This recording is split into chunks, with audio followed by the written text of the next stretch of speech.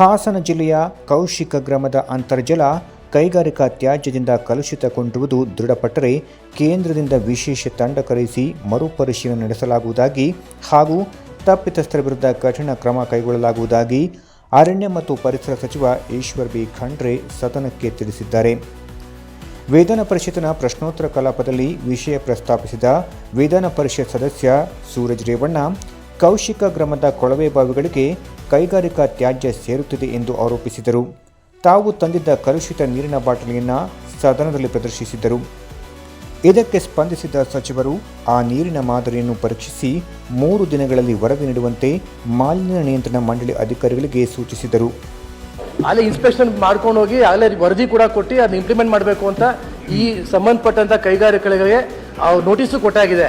ಈಗ ಅರಣ್ಯ ಇಲಾಖೆಯವ್ರದ್ದು ಏನು ಪಾತ್ರ ಅಂತ ನಂಗೆ ಅರ್ಥ ಆಗ್ತಿಲ್ಲ. ಆಕ್ಚುಲಿ ಈಗ ಪೊಲ್ಯೂಷನ್ ಬೋರ್ಡ್ ಸಂಬಂಧಪಟ್ಟಿದಂತೆ ಈಗ ನಂಗೆ ಅದೊಂದು ಸ್ಪಷ್ಟನೆ ಗೊತ್ತಾಗ್ತಾ ಇಲ್ಲ.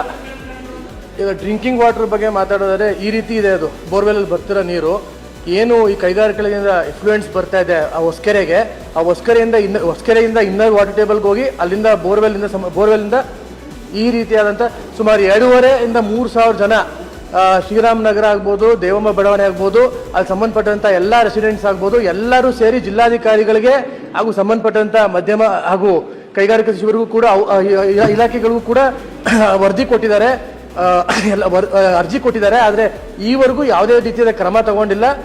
Karnataka state pollution control board ಈ ಸಂಬಂಧ ಅವರು ಇಂಥ ಗೈಡ್ಲೈನ್ಸ್ ಕೂಡ ಹಾಕೊಟ್ಟಿದ್ದಾರೆ.